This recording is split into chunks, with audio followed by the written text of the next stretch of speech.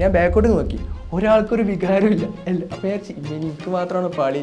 അപ്പോൾ ഞാൻ വീട്ടിൽ പുറത്തൊക്കെ നിപ്പിച്ച് ഫോണൊക്കെ എടുത്തേക്കാം എങ്ങനെ റിയാക്ഷൻ അറിയാൻ പറ്റും. ഞാൻ പിന്നെ എമ്പുരാൻ കണ്ടുകൊണ്ടിരിക്കേനി. എമ്പുരാൻ കണ്ട് ഇപ്പം ഒരു മണിയൊക്കെ ആകുമ്പോൾ വിളിച്ചു, എടാ ഞാൻ മാർക്ക് കൂട്ടിയൊക്കെ കേട്ടോ, എനിക്കൊരു ഏകദേശം അത്യാവശ്യം നല്ല സ്കോറാണ്. അപ്പോൾ എനിക്ക് ടെൻഷനായി. ചിലപ്പോൾ നമ്മളെ ഫ്രണ്ട്സിനോട് ഒപ്പം പഠിക്കുന്നവരോട് പറയാൻ ചിലപ്പോൾ ഒരു മടി ഉണ്ടാവും. പക്ഷേ ഇവരോടാകുമ്പോൾ ഓൾക്ക് ഈ ഭാഗത്ത് പോയ ആൾക്കാരുമാണ്, ഓലും ഇത് വിജയിച്ച ആൾക്കാരാണ്. അപ്പോൾ നമുക്ക് അറിയാം എന്താ പറയുക, ഓല് പറഞ്ഞത് ശരിയാണ്. ക്വസ്റ്റ്യൻ കണ്ടപ്പോൾ നീറ്റ് ഹാളിൽ നിന്ന് ആ ക്വസ്റ്റ്യൻ കാണുമ്പോൾ നമ്മൾ കണ്ണെന്ന് വെള്ളം വരില്ലോ. കാരണം എന്താ വെച്ചാൽ ഇതൊന്നും ആരും ശ്രദ്ധിക്കാതെ, പക്ഷേ സാറിന് ക്ലാസ് പറഞ്ഞുകൊണ്ട് മാത്രം ശ്രദ്ധിച്ച് അതൊക്കെ കിട്ടീനി. അപ്പോൾ ഞാൻ ഇതിൻ്റെ ഒപ്പം തന്നെ എൻ്റെ ഡ്രീം കോളേജ് CMC എഴുതി വെച്ചിട്ടുണ്ട്. അപ്പം ഓരോ മാസം കഴിയുമ്പോൾ ഞങ്ങൾ ടിക്ക് ഇടും. അപ്പോൾ ഞങ്ങൾ ഫ്രണ്ട്സ് ഇങ്ങനെ പിരാകും, ഇവരെന്തിനും ഇങ്ങനെയൊക്കെ ഇടുന്നത്, ഇങ്ങനൊന്നും എന്തെങ്കിലും നീറ്റീവല്ല. കാരണം കഴിഞ്ഞ 4-5 ക്വസ്റ്റ്യൻസ് ഈസി ക്വസ്റ്റ്യൻസ് ആയിരുന്നല്ലോ. ഞാൻ ഈ ഒരു കൊല്ലം ഞാൻ ഡോപ്പെ പഠിച്ച സമയത്ത് എൻ്റെ ഏറ്റവും വലിയ റിഗ്രറ്റ് എന്താ വെച്ചാൽ, ഞാൻ എന്തുകൊണ്ട്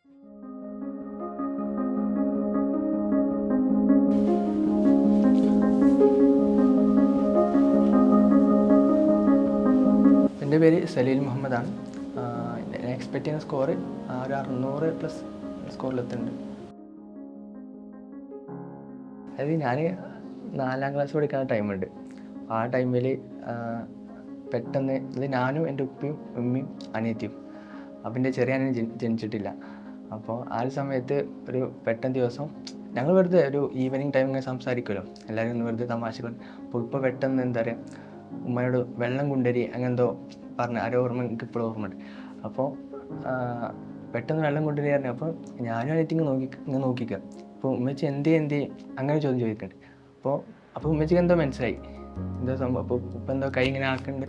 അപ്പോൾ ഉമ്മച്ചി പെട്ടെന്ന് വെള്ളം കൊണ്ടുണ്ട്. അപ്പോൾ ഞാനും അനിയത്തി നോക്കിക്കുക എന്താ സംഭവം. അപ്പോൾ പെട്ടെന്ന് ഉപ്പാൻ്റെ ജ്യേഷ്ഠനെ മൂത്താപ്പനെ വിളിച്ചിട്ട് നിങ്ങൾ പെട്ടെന്ന് വരുമെന്നൊക്കെ പറയുന്നുണ്ട്. അപ്പോൾ ഒരു പെട്ടെന്ന് വരുന്നു, ഒരു ഓട്ടോറിക്ഷ പെട്ടെന്ന് വരുന്നു. അപ്പോൾ ഉമ്മ ഇപ്പം കയറിപ്പോയി. അപ്പോൾ ഞാനും എനിക്ക് അവിടെ നിൽക്കുക. ഞങ്ങളിങ്ങനെ എന്താ അറിയില്ലല്ലോ, ഞാൻ ഇപ്പോൾ 4ാം ക്ലാസ് പഠിക്കുന്ന ടൈമാണ്. അപ്പോൾ പിന്നെ കുറേ ടൈമിന് ശേഷം എൻ്റെ കസിൻസ് വേറൊരു ഓട്ടോറിക്ഷ വന്ന് ഞങ്ങളെ കൂട്ടി ഓല വീട്ടിക്കൊണ്ട്. അപ്പോൾ അന്ന് വേണ്ടി ഒരു ഉപ്പാക്ക് ഹാർട്ട് അറ്റാക്ക് ഉണ്ടായി. അപ്പോൾ അന്നങ്ങനെ ഈ സമയത്ത് എന്തൊക്കെ ചെയ്യണമെന്നൊക്കെ നമ്മൾ ആലോചിക്കുമല്ലോ. പിന്നെ ചില വേറെ സംഭവം ഉണ്ടായിട്ടുണ്ട്. അപ്പോൾ എൻ്റെ നാട്ടിലെ നാഫിയാക്കാനാക്കുന്നുണ്ട്, ഒരു ആലപ്പുഴ മെഡിക്കൽ കോളേജിൽ പഠിച്ചിറങ്ങിയിട്ടുണ്ട്. അപ്പോൾ ഓലാണ് എൻ്റെ ഒരു റോൾ മോഡൽ അറിയുള്ളൂ. നമ്മൾ അതായത് ഇച്ച് +2 ഇങ്ങനെ ഒരു വലിയ ധാരണ അല്ല. അപ്പോൾ ഇങ്ങനെ കുറച്ച് ഇൻസിഡൻസ് ഉണ്ട് മനസ്സിൽ. അപ്പോൾ എനിക്ക് ഫുട്ബോൾ നല്ല ഇഷ്ടമാണ്, മലപ്പുറക്കാരനാണല്ലോ. അപ്പോൾ ഈ ഒരു ദിവസം ഒരു ടൂർണമെൻറ്റ് ഉണ്ടായി. അപ്പോൾ പെട്ടെന്ന് ഞങ്ങളെ ടീമിൻ്റെ കീപ്പർ പെട്ടെന്ന് ഒരു ഫൗൾ പറ്റി വീണു. അപ്പോൾ എല്ലാവരും ഇങ്ങനെ നോക്കിക്കുക എന്തോ. അപ്പോൾ നാഫിയൊക്കെ അവിടെ നിന്ന് ഓടി വന്ന് പെട്ടെന്ന് ഇങ്ങനെ ഇരിക്കുക. ഫസ്റ്റത്തെ ചില ഇത് കൊടുക്കുമല്ലോ, പെട്ടെന്ന് ഇരിക്കി ഇങ്ങോട്ട് കടത്തിയിട്ട് വെള്ളമൊക്കെ കൊടുക്കുന്നത്. അത് കണ്ടപ്പോൾ എനിക്ക് എല്ലാവരും ചുറ്റും നോക്കിക്കുക. അപ്പോൾ നാഫിയൊക്കെ ഈ കാര്യങ്ങളൊക്കെ ചെയ്യുമ്പോൾ അതെനിക്കൊരു ഫീൽ വന്നത്. ഇതൊക്കെയാണ് ഇന്നതിക്ക് പ്രധാനമായിട്ട് ഇതാക്കി പോയി എന്ന രീതിയിൽ അറിയുക. അതായത് എൻ്റെ ക്ലാസ്സിൽ ഞാനും പിന്നെ അപ്പുറത്തിൻ്റെ കുട്ടിയാണ് തോന്നുന്നത് പ്രിപ്പയർ ചെയ്തിട്ടുള്ളത്. കാരണം എക്സാം എഴുതിയപ്പോൾ ഞാൻ കുട്ടിയെ ചോദിച്ചു എങ്ങനെ എക്സാം ഉണ്ട്, ഫിസിക്സ് തേനി മറ്റേതൊക്കെ കുഴപ്പമില്ലാന്ന്. അപ്പോൾ ഞാൻ എനിക്കും അതെ ഫിസിക്സ് തേനി. ഞാൻ ബാക്കോട്ട് നോക്കി, ഒരാൾക്കൊരു വികാരമില്ല. അപ്പോൾ ഞാൻ എനിക്ക് മാത്രമാണ് പാളി. അപ്പോൾ ഞാൻ വീട്ടിൽ പുറത്തൊക്കെ നിപ്പിച്ച് ഫോണൊക്കെ എടുത്തേക്കാം എങ്ങനെ റിയാക്ഷൻ അറിയാൻ വേണ്ടി. കാരണം അത്യാവശ്യം മോക്ക് എക്സാമിനൊക്കെ അത്യാവശ്യം നല്ല. അപ്പോൾ ഞാൻ ഫോൺ നോക്കിയപ്പോൾ ഇക്കാകെ മടിയായി, എന്ത് പറയും. അപ്പോൾ ഞാൻ ഉപ്പാനോടും എൻ്റെ ഉപ്പാൻ്റെ ഫ്രണ്ടും ഞങ്ങൾ കാറിലെ വന്നു. ഉപ്പാനോട് പറഞ്ഞു എക്സാം ടൈറ്റായി എന്താ അറിയില്ല എന്നൊക്കെ അങ്ങനെയൊക്കെ വന്ന്. പിന്നെ നമ്മൾ നേരെ അവിടുന്ന് നമ്മളിവിടുത്തെ സെൻറ്ററിലേക്ക് വന്ന്. അപ്പോൾ നമ്മൾ ഫ്രണ്ട്സിനെ ഇവിടുന്ന് കണ്ടില്ല. പോലും പറഞ്ഞു എക്സാം ഇങ്ങനെയാണ്. അപ്പോൾ ഓൽക്കൊക്കെ ഇതേ അവസ്ഥയാണ്. അപ്പോൾ ഓക്കെ, അപ്പോൾ പിന്നെ കുഴപ്പമുണ്ടാവില്ല, എല്ലാവർക്കും ഒരേതാണ് എന്തെങ്കിലും സമാധാനം കിട്ടി. പക്ഷേ എക്സാം ഹാളിൽ നിന്ന് ഇറങ്ങുമ്പോൾ പോലൊക്കെ പറഞ്ഞ് ഇതൊന്നും വലിയ കാര്യമില്ല ജീവിതത്തിൽ. ഓലൊക്കെ ഉപ്പാൻ്റെ ഫ്രണ്ടിങ്ങനെ പറഞ്ഞു ജീവിതത്തിൽ നമ്മൾ നല്ല രീതിയിൽ പോകാമെന്നൊക്കെയാണ് വലിയ കാര്യം. പക്ഷേ നമുക്കത് കേൾക്കുമ്പോഴത്തെ നമ്മൾ 2 വർഷം ഇതിന് വേണ്ടി പഠിച്ചിട്ട് ഇത് കേൾക്കാനല്ലല്ലോ, നമ്മൾ ഹാപ്പി ആയിട്ട് ഇറങ്ങണം എന്നാണ് വിചാരിക്കേണ്ടത്. ഞാൻ ഈ സാധനം വിട്ട് എക്സാം കഴിഞ്ഞ് എന്തായിക്കോട്ടെ. എന്നിട്ട് ഞാൻ പിന്നെ എമ്പുരാൻ കണ്ടുകൊണ്ടിരിക്കേനി. എമ്പുരാൻ കണ്ടുകൊണ്ട് ഒരു മണിയൊക്കെ ആകുമ്പോൾ വിളിച്ചു, എടാ ഞാൻ മാർക്ക് കൂട്ടിയൊക്കെ കേട്ടോ, എനിക്കൊരു ഏകദേശം അത്യാവശ്യം നല്ല സ്കോറാണ്. അപ്പോൾ എനിക്ക് ടെൻഷനായി. ഓനൊരു 590+ ആ റേഞ്ച് പറഞ്ഞു. അപ്പോൾ എനിക്ക് ടെൻഷൻ ഉള്ള ഇനിയിപ്പോൾ എൻ്റെ എന്താവും. അപ്പോൾ ഞാനും പെട്ടെന്ന് എൻ്റെ ആ സമയം ഒരു 2:30 സമയത്ത് ഞാൻ കൂട്ടിയൊക്കെ. അപ്പോൾ ആദ്യം വീഡിയോസൊക്കെ കണ്ട് കട്ട് ഓഫ് 520 ആയിരിക്കും ആ റേഞ്ച് കണ്ട്. പിന്നെ കൂട്ടി നോക്കിയപ്പോൾ നമ്മൾ കൂട്ടി നോക്കുമ്പോൾ 520 നടന്നപ്പോൾ ഓക്കെ സേഫായി. ഇനി കുറച്ച് വേണമെങ്കിൽ ഓക്കെ കേരളം കിട്ടി. അങ്ങനെ ഞാൻ കൂട്ടി നോക്കി. അങ്ങനെ ഒരു ഇതൊക്കെ എത്തി, ഒരു 600 ക്രോസ് ചെയ്തൊക്കെ എത്തി. ഞാൻ ഡോപ്പ വരുന്ന മുമ്പ് വേറെ ഇൻസ്റ്റിറ്റ്യൂട്ട് പഠിച്ചിട്ടുണ്ടായിരുന്നു. Doppa was my choice. കാരണം എന്താ വെച്ചാൽ എന്താ പറയുക, ഒരു വട്ടം റിപ്പീറ്റ് ചെയ്തിട്ട് വീണ്ടും റിപ്പീറ്റ് ചെയ്യാൻ വേണ്ടി തീരുമാനിച്ചപ്പോൾ ഉമ്മിപ്പൊക്കെ പറഞ്ഞാൽ അവിടെ തന്നെ വീണ്ടും പോയിക്കോ പറഞ്ഞു. പക്ഷേ ഡോപ്പിൻ്റെ സിസ്റ്റം കാര്യങ്ങളൊക്കെ ഞാൻ ഇതിന് മുന്നേ ഇവിടെ പഠിച്ച സ്റ്റുഡൻറ്റിന് അറിഞ്ഞിട്ടുണ്ടായിരുന്നു. അപ്പോൾ അതെനിക്ക് കുറച്ചുകൂടി കംഫർട്ടിലായി. കാരണം വെച്ചാൽ ഹോസ്റ്റലിൽ നിന്ന് ക്ലാസ്സിക്ക് പോകേണ്ട യാത്ര ഇതൊന്നുമില്ല, ഒക്കെ റൂമൊക്കെ ഇവിടെ തന്നെയാണ്, ഒറ്റ കോമ്പൗണ്ടിലാണ് അതിലുള്ളത്. അപ്പോൾ അത് വെച്ച് നല്ല കംഫർട്ടായി തോന്നി. പിന്നെ ഇവിടെ വന്നിട്ട് ഇവിടുത്തെ അറ്റ്മോസ്ഫിയർ, ഇവിടുത്തെ ടീച്ചേഴ്സിൻ്റെ ക്ലാസ്സൊക്കെ അടിപൊളിയായി. പിന്നെ ഇവിടുത്തെ റിവിഷൻ എക്സാമിനെ കുറിച്ചും ഗ്രാൻഡ് എക്സാമിനെ കുറിച്ചൊക്കെ അറിയേണ്ടത്, അത് ഓരോ മാസം നമ്മൾ റിവൈസ് ചെയ്ത് പോവുക. അത് കഴിഞ്ഞ ആദ്യം റിപ്പീറ്റ് ചെയ്തപ്പോൾ എനിക്ക് പറ്റാതെ പോയ മെയിൻ കാരണം അതാണ്. നമ്മൾ ആദ്യം ഒന്ന് പഠിച്ചപ്പോൾ ലാസ്റ്റ് പോയിട്ടാണ് പിന്നെ ആ ചാപ്റ്റർ നോക്കുന്നുണ്ടാവും. അതിന് പകരം ഇടയ്ക്കിടയ്ക്ക് റിവൈസ് ചെയ്യുക എന്നുള്ളതിനെ ഫാക്ടറിന് നന്നായിട്ട് ഇവിടെ വരാൻ സാധിച്ചിട്ടുണ്ട്. പിന്നെ ഞാൻ ഈ ഒരു കൊല്ലം ഡോപ്പെ പഠിച്ച സമയത്ത് എൻ്റെ ഏറ്റവും വലിയ റിഗ്രറ്റ് എന്താ വെച്ചാൽ ഞാൻ എന്തുകൊണ്ട് ഫസ്റ്റ് ഇവിടെ വന്നിട്ടില്ല എന്നതാണ്. അത് ഞാൻ വില പൊക്കി പറയാണ്ട് പറയണതല്ല, പക്ഷേ എനിക്കങ്ങനെ ഫീൽ ചെയ്ത്. ഞാനിപ്പോൾ എന്നോട് ചോദിക്കുന്നതൊക്കെ അതേ പറയില്ല, നിങ്ങളൊന്ന് ഇവിടുത്തെ സിസ്റ്റം ഒന്ന് ഇവിടെ പഠിച്ച കുട്ടികളൊന്ന് ചോദിച്ചു നോക്കി, അപ്പോൾ കൃത്യമായിട്ട് പറഞ്ഞു തരും എങ്ങനെയാണ്. ഇടയ്ക്കിടയ്ക്ക് അതായത് ഈ മാർക്ക് കുറയുമ്പോൾ നമുക്ക് ആ ഡൗട്ട് വരിക. മാർക്ക് കൂടുമ്പോൾ ജോലിയാണ്, ഓക്കെ നല്ല മാർക്ക് കിട്ടിയിട്ടുണ്ട്, പഠിക്കുന്നുണ്ട്, ഓക്കെ അങ്ങനെ പോകും. പക്ഷെ മാർക്ക് കുറയുമ്പോൾ അപ്പം തോന്നും. അപ്പോൾ ഞാൻ അടുത്തുള്ള ചോദിക്കും, എടാ ഇങ്ങനെ കുറഞ്ഞു പോയല്ലോ, എന്താ പറയുക കിട്ടുമോ ചോദിച്ചാൽ. അപ്പോൾ നീ ചോദിക്കണേ, അപ്പം ഞാൻ എന്ത് ചോദിക്കണം? ഓല് നമ്മളൊക്കെ ഡൗൺ ആയി കയറും. അപ്പോൾ ഓരോടൊക്കെ നമ്മളിങ്ങനെ ചോദിക്കുന്നുണ്ടാവും. അപ്പോൾ ഓല് പറയും അതേമാതിരി കിട്ടുന്ന ഫ്രണ്ട്സിനോട് പറയും, ഇപ്പോൾ ഇതൊക്കെ എനിക്ക് വേറെ എക്സാം സംഭവിച്ചിട്ടുണ്ട്, എനിക്ക് ഈ എക്സാമിനെ സംഭവിച്ചത്, അതുകൊണ്ട് നീ പറഞ്ഞു എനിക്ക് കുറയുന്നു. എനിക്ക് വേറെ എക്സാം മാർക്ക് കുറയുമ്പോൾ ഞാൻ പറയും എനിക്ക് കിട്ടുമല്ലെന്ന്. ഇത് അപ്പോൾ ഇങ്ങനെ പറയും. അപ്പോൾ നമ്മുടെ ഫ്രണ്ട്സിനോട് നമ്മൾ കാര്യമായിട്ട് ഇങ്ങനെ ചോദിക്കുമ്പോൾ ഓലൊക്കെ പരസ്പരം സപ്പോർട്ട് ചെയ്തിട്ടൊക്കെ ഉണ്ടാവും. അപ്പോൾ ഞങ്ങളൊരു ബാച്ച് മെയിൻ പ്രത്യേകത കേട്ടോ, നമ്മൾ നല്ല ഇതാണ്, എന്താ പറയുക, ഭയങ്കര കണക്ഷൻ. അപ്പോൾ ഒരാൾ ഡൗൺ ആയി നിൽക്കണമെങ്കിൽ നമുക്ക് മനസ്സിലാവും, കാരണം നമ്മൾ ഒരേ വൈബിൽ പോകുന്ന ആൾക്കാരാണ്. അപ്പോൾ ഒരാൾ ഡൗൺ ആയാൽ മനസ്സിലാവും. അപ്പോൾ എന്താടാ പറ്റി ചോദിച്ചു, അപ്പോൾ അറിയും ഇങ്ങനെയൊക്കെയാണ്. പിന്നെ ഇതിലൊന്നും കാര്യമില്ല, ഞാൻ പറയും ഇതിലൊന്നും ഒരു കാര്യമില്ല, നമ്മളെ ഫൈനൽ മാർക്ക് എന്തും സംഭവിക്കാം. അതിപ്പോൾ ഇക്കൊല്ലം അങ്ങനെ ഉണ്ടായിട്ടുണ്ട് കേട്ടോ. അപ്പോൾ നമ്മൾ പഠിച്ചുകൊണ്ടിരിക്കുന്ന സമയത്ത് അത്യാവശ്യം കുറേ ആൾക്കാർ ഇപ്പോൾ ഫൈനൽ റിസൾട്ട് പറഞ്ഞാൽ കയറിയ ആൾക്കാരുണ്ട്. അപ്പം ഇതിലൊന്നും കാര്യമില്ല, ഞങ്ങൾ പരസ്പരം ഭയങ്കര സപ്പോർട്ട് ചെയ്തിരിക്കും. പിന്നെ ഉറപ്പായിട്ടും മെൻറ്റേഴ്സിനും ചോദിക്കും, കോർഡിനേറ്റേഴ്സിനും ചോദിക്കും. അപ്പം അങ്ങനെയൊക്കെ തന്നെ കോർഡിനേറ്റേഴ്സൊക്കെ ഭയങ്കരമായിട്ട് ഹെൽപ്ഫുൾ ചെയ്യും കേട്ടോ.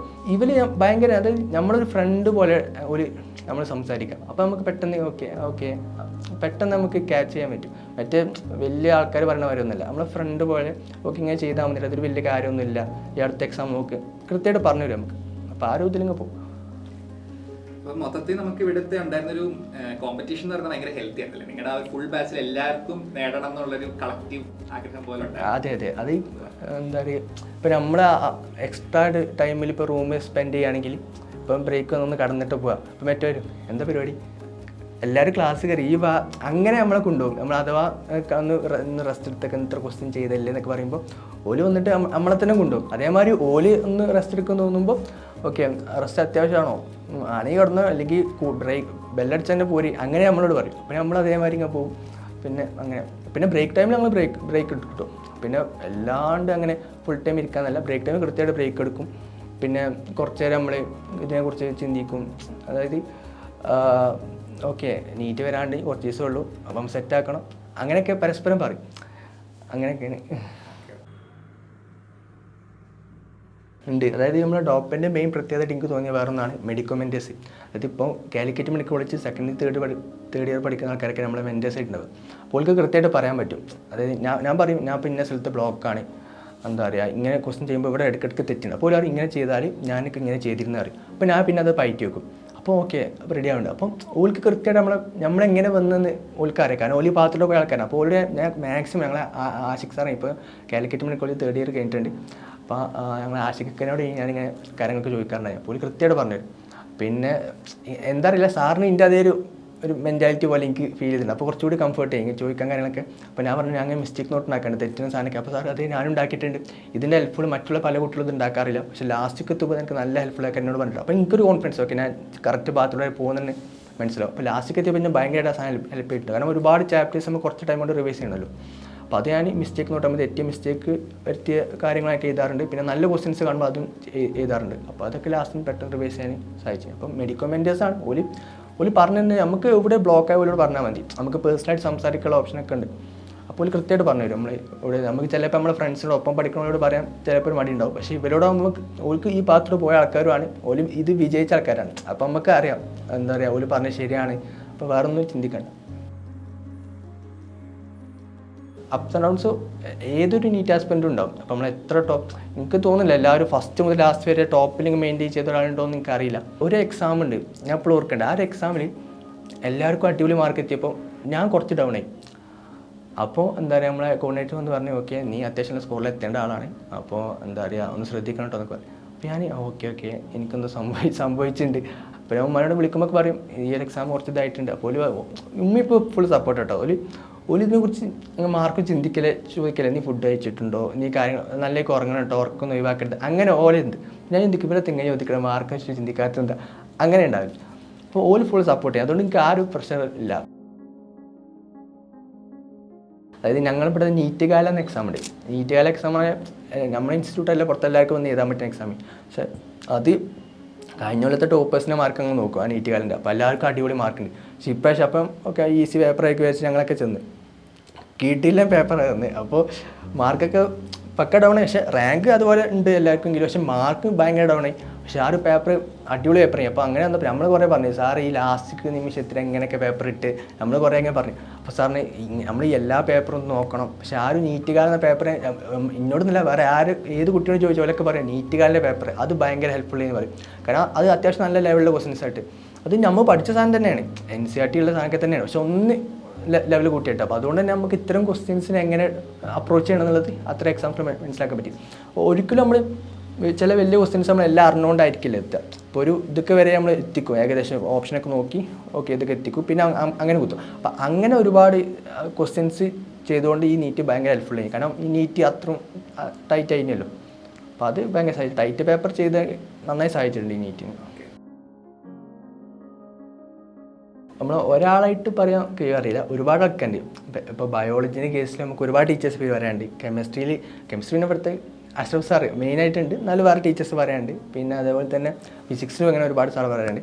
പക്ഷേ എന്താ പറയുക ബയോളജിക്ക് വരുമ്പോൾ എനിക്ക് ഈ നീറ്റിൽ അത്രയും സ്ട്രോങ് ആയിട്ടുള്ള ബയോളജിയും. ഇപ്പോൾ എനിക്ക് തെറ്റിന്ന് ഉറപ്പുള്ള ഒറ്റ ക്വസ്റ്റ്യനാണുള്ളത് ബയോളജിയെ സംബന്ധിച്ച്. പിന്നെ 2-3 ക്വസ്റ്റ്യൻ ഡൗട്ട് ഉണ്ട്, ഫൈനൽ കീ വന്നിട്ടാണ് നോക്കേണ്ടി വന്നത്.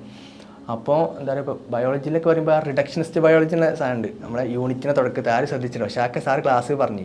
അപ്പോൾ അപ്പോൾ ആ ക്വസ്റ്റ്യൻ കണ്ടപ്പോൾ നീറ്റ് ഹാളിൽ നിന്ന് ആ ക്വസ്റ്റ്യൻ കാണുമ്പോൾ നമ്മൾ കണ്ണെന്ന് വെള്ളം വരില്ലോ. കാരണം എന്താ വെച്ചാൽ ഇതൊന്നും ആരും ശ്രദ്ധിക്കാതെ, പക്ഷേ സാറൊന്ന് ക്ലാസ് പറഞ്ഞുകൊണ്ട് മാത്രം ശ്രദ്ധിച്ച് അതൊക്കെ കിട്ടീനി. അപ്പം അങ്ങനത്തെ ചില സാധനങ്ങളുണ്ട്. അതായത് ഇവിടെ നമ്മൾ ക്ലാസ് എടുക്കുമ്പോൾ കെമിസ്ട്രി ആയിക്കോട്ടെ, ഫിസിക്സ് ആയിക്കോട്ടെ, ബയോളജി ആയിക്കോട്ടെ, ഇപ്പോൾ NCERT ഇങ്ങനെ കാര്യങ്ങൾ ഇപ്പോൾ ഫിസിക്സും നമ്മൾ NCERT ഞാൻ അങ്ങനെ കാര്യമായിട്ട് ഫോക്കസ് ചെയ്തിട്ടുണ്ടല്ല. പക്ഷേ ഇപ്പോൾ ഈ ചാപ്റ്ററിൽ ഈ സാധനം നോക്കണം, ഇത് നീറ്റിൽ സ്റ്റേറ്റ്മെൻ്റ് ആയി ചോദിക്കാൻ സാധ്യതയുണ്ട്. അപ്പോൾ നമ്മൾ NCERT മറിച്ചിട്ട് നോക്കുക. അങ്ങനെ ഫിസിക്സൊക്കെ ഞാൻ നോക്കി ഓല് എന്താണോ പറയുന്നത് നോക്കും. ഇപ്പോൾ സമ്മറി ആ കാര്യമൊക്കെ ഫിസിക്സ് അത് മാത്രം നോക്കിയിട്ടുണ്ടാകുന്നു. ഇപ്പോൾ ബയോളജി ഇപ്പോൾ ലൈൻ ബൈ ലൈനായിട്ട് തന്നെ ഇപ്പോൾ ടീച്ചേഴ്സ് ഇങ്ങനെ ക്ലാസ് എടുക്കുമ്പോൾ കണക്ട് ചെയ്തെടുക്കുക. അപ്പോൾ ഈ ചാപ്റ്റർ എടുത്തുകൊണ്ട് നിൽക്കുമ്പോൾ എന്നെ പെട്ടെന്ന് അവിടെ നിന്ന് ചോദിക്കും. അപ്പോൾ നമ്മൾ പറയണം, അപ്പോൾ സാറിന് പറയും നിങ്ങൾ ഇങ്ങനെയൊക്കെ പഠിക്കണം കേട്ടോ, നിങ്ങൾ കണക്ട് ചെയ്ത് പഠിക്കണം, എന്നാലും നമുക്ക് പെട്ടെന്ന്. അപ്പോൾ അതൊക്കെ ഭയങ്കര ഹെൽപ്ഫുൾ ആയി. ഇപ്പോൾ എല്ലാ മാസം റിവൈസ് ചെയ്തുകൊണ്ട് നിൽക്കുന്നുണ്ട്. അപ്പോൾ ഒരാളായിട്ടല്ല ഒരുപാട് ആൾക്കാർ എന്താ പറയുക സഹായിച്ചിട്ടുണ്ട് നമ്മളിൽ നിന്ന്. പിന്നെ ആഷിഖ് സാറിന് എന്നും മോർണിംഗ് മീറ്റിംഗ് ഉണ്ട് 8:09. അത് നല്ല സിങ്കൊക്കെ ഒരു അഡിക്ഷൻ ഇനി. അതായത് ഒരു മോർണിംഗ് മീറ്റിംഗ് ഇല്ലാണ്ട് നമ്മൾ എങ്ങനെ തുടങ്ങും അങ്ങനെയൊക്കെ ഇനി. അത് സാറ് പിന്നെ നമുക്ക് ഒരു ദിവസം നമ്മൾ ഇന്നിപ്പോൾ എങ്ങനെ പ്ലാൻ ചെയ്യണം, അപ്പോൾ ഉണ്ടാവും സാറ് വരുന്നു, സാർ കൃത്യം പറഞ്ഞില്ല, അപ്പോൾ ഓക്കെ ഇങ്ങനെയാണല്ലോ, അപ്പോൾ നമ്മളത് ഫോളോ ചെയ്യും. എങ്ങനെ ഉണ്ടായി അപ്പോൾ സാറ് കൃത്യമായിട്ട് പറഞ്ഞു തരും. ഇപ്പോൾ നമ്മൾ മെൻ്റലി ഡൗൺ ആകുമ്പോൾ അതിനുള്ള ചില ടിപ്സ് കാര്യങ്ങളൊക്കെ സാറ് കൃത്യമായിട്ട് മോർണിംഗ് മീറ്റിംഗ് പറഞ്ഞിട്ടുണ്ട്. അപ്പോൾ അതൊക്കെ പാലിക്കും എന്നുള്ളതാണ്. അപ്പോൾ നിയാസ് പറയുമ്പോൾ നമ്മുടെ അടുത്തേക്ക് വരും. അപ്പോൾ നമ്മളെ കണ്ടാൽ അറിയും ഇപ്പോൾ ഇതിൽ എങ്ങനെ നിൽക്കുന്നത്, എന്താ ടെൻസ്ഡ് ആണോ അതോ എങ്ങനെയാണ് സാർ നിയാസിനെ കണ്ടാൽ മനസ്സിലാവും എങ്ങനെയാണെന്ന് വെച്ചാൽ. അപ്പോൾ സാർ പറയും ഓക്കെ നീ കുറച്ച് എന്താ പറയുക കളിയാണല്ലേ, അങ്ങനെ നമ്മൾ വെറുതെ തമാശ പറയും. ഓക്കെ അപ്പോൾ നീ ഒന്ന് സ്പീഡാക്കേണ്ടിട്ട് കാര്യങ്ങൾ കുറച്ച് സ്പീഡാക്കേണ്ടി പറയും. അപ്പോൾ സാറ് ഇതുവരെ ക്യാമറയിൽ വായിച്ച് ചെയ്യണ്ടോ, കാരണം സാറ് വരുന്ന കാര്യങ്ങൾ പെട്ടെന്ന് നമ്മൾ നോക്കിയൊക്കെയാണ് പറയും. അപ്പോൾ നമ്മൾ അതിനനുസരിച്ച് കാര്യങ്ങൾ ചെയ്യും. അപ്പോൾ സാറ് പറയും ഓക്കെ നീ ഇന്നലെ നന്നായി വർക്ക് ചെയ്തിട്ടുണ്ടായിരുന്നു, അപ്പോൾ അതിലെ ക്ഷീണങ്ങളെ മുഖത്ത് കാണാണ്ട്. അപ്പോൾ നമ്മൾ നീ നന്നായി വർക്ക് ചെയ്തില്ല. പിറ്റേ ദിവസം ഓനെ കുറിച്ച് അങ്ങനെ പറയുമ്പോൾ പിന്നെ നമ്മൾ നന്നായി വർക്ക് ചെയ്യും. അങ്ങനെയൊക്കെയാണ്. അപ്പോൾ സാറ് അടിപൊളിയാണ്. നമ്മൾ മുഖത്ത് നോക്കി നമ്മൾ കൃത്യമായിട്ട് കാര്യം പറഞ്ഞു തരും. നിങ്ങളിപ്പം ഏത് പാത്രത്തിൽ പോകണമെന്നൊക്കെ കൃത്യമായിട്ട് പറഞ്ഞു തരും. അപ്പോൾ നമ്മളത് ഫോളോ ചെയ്താൽ മതി.